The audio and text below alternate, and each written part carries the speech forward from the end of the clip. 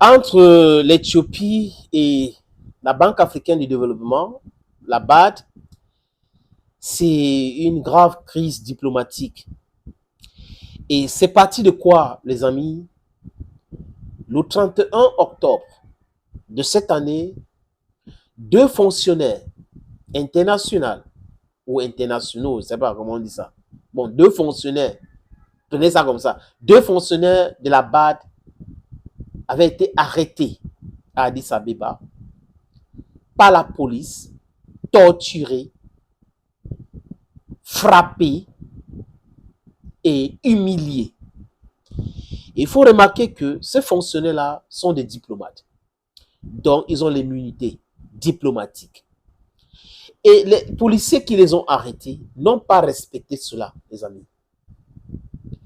Quand Adesina, le patron de la BAD, a eu cette information, il a intervenu auprès des autorités, le premier ministre Abiy Ahmed lui-même, et ces deux fonctionnaires ont été purement et simplement libérés.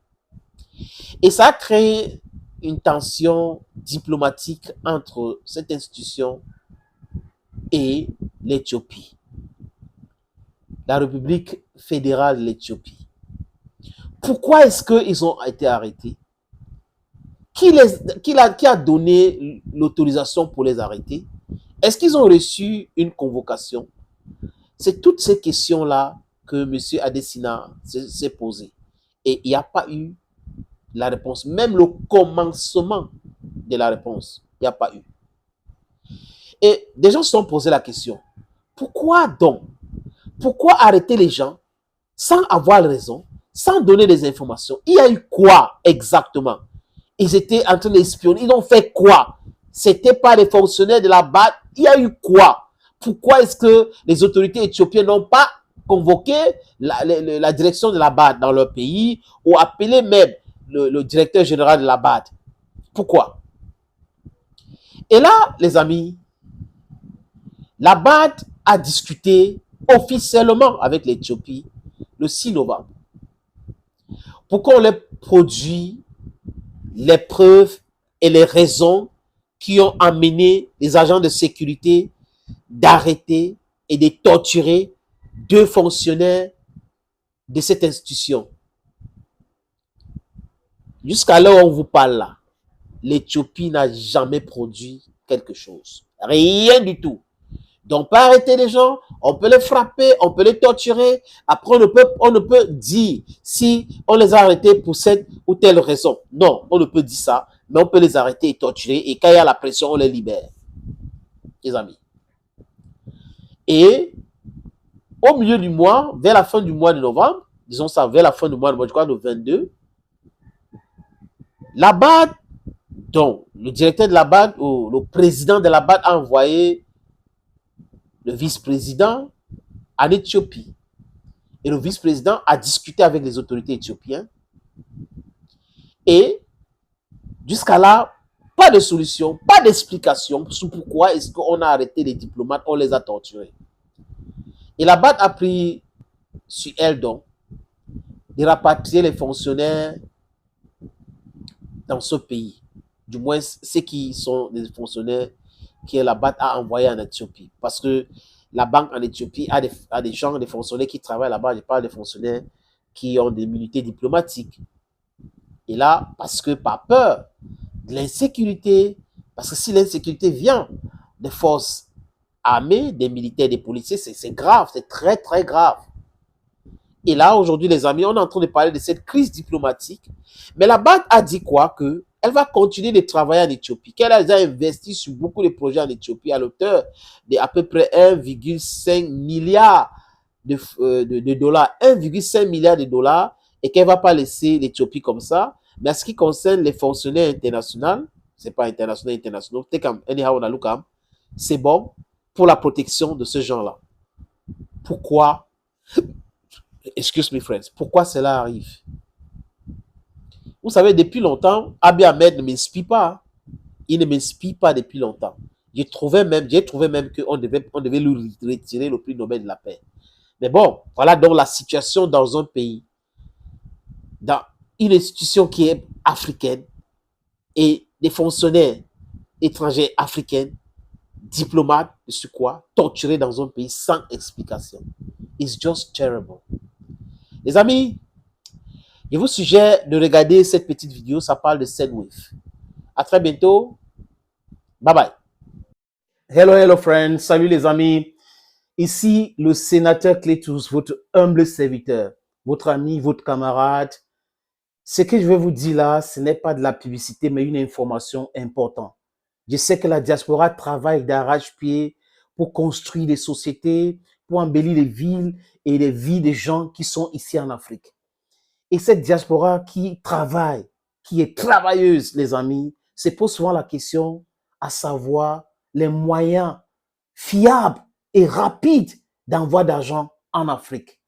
Oui, les amis, la solution, c'est Sendwave. Avec Sendwave, c'est facile et c'est rapide. Avec Sendwave, vous pouvez envoyer jusqu'à 10 000 euros et pousser votre limite jusqu'à 40 000 euros. Je répète, jusqu'à 40 000 euros, les amis. Les pays concernés, pour les amis de la diaspora, c'est la France, c'est l'Italie, c'est l'Espagne, c'est la Belgique, c'est l'Irlande, c'est les États-Unis d'Amérique, c'est le Canada et c'est le Royaume-Uni. Si vous êtes dans ce pays que je viens de citer, prenez votre téléphone iOS ou Android, allez sur App Store ou Play Store, téléchargez cette application. N'oubliez pas que pendant le processus d'inscription où vous mettez vos informations utiles, les amis, mon code promo est là. Sénateur ou Sinétor, si vous voulez bien. S-E-N-A-T-O-R. Lors de votre première transaction, ça va vous donner droit à quoi? 10 euros de bonus. Oui, les amis. Pour le private key, vraiment, c'est fiable. Je suis fiable. J'ai des amis qui ont déjà testé dans la diaspora. On m'a déjà envoyé l'argent à travers Sendwave.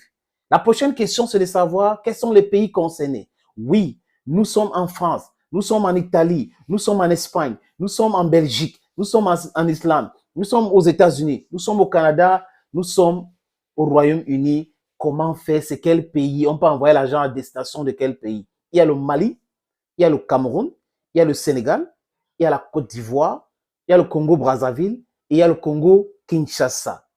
Si quelqu'un me pose encore une autre question, genre, sénateur, oui, si j'envoie l'argent dans ces pays que tu as cités, comment ils vont faire pour recevoir de l'argent? C'est simple. Au Mali, c'est avec Orange Money. Au Cameroun, c'est avec MTN Momo. En Côte d'Ivoire et Sénégal, c'est avec Wave. Au Congo-Brazzaville, c'est avec Etel, c'est avec MTN, c'est avec Express Union, Cash Lomburu. Au Congo-Kinshasa, les amis, c'est avec Etel, c'est avec M-Pesa, c'est avec Orange Money, c'est avec Express Union, donc Cash. Je répète, avec Sendwave, c'est rapide, c'est facile et c'est fiable. Dear friends of the diaspora, this one is not advertisement. It is an information, a vital information for you. If you are in France, you are in Italy, you are in Spain, you are in Belgium, you are in Ireland, you are in the United States of America, you are in Canada, and you are in the United Kingdom, this information is for you. Go to your phone, download the application Sendwave. Put your necessary information there. Don't you forget my code. This is my promo code. SENATOR. Then, when you do or you carry on your first transaction, you go on richer with 10 euro. Yes, 10 euro. With Sendwave, you can send up to 10,000 euro a month. And then you can increase your limit to 40,000 euro.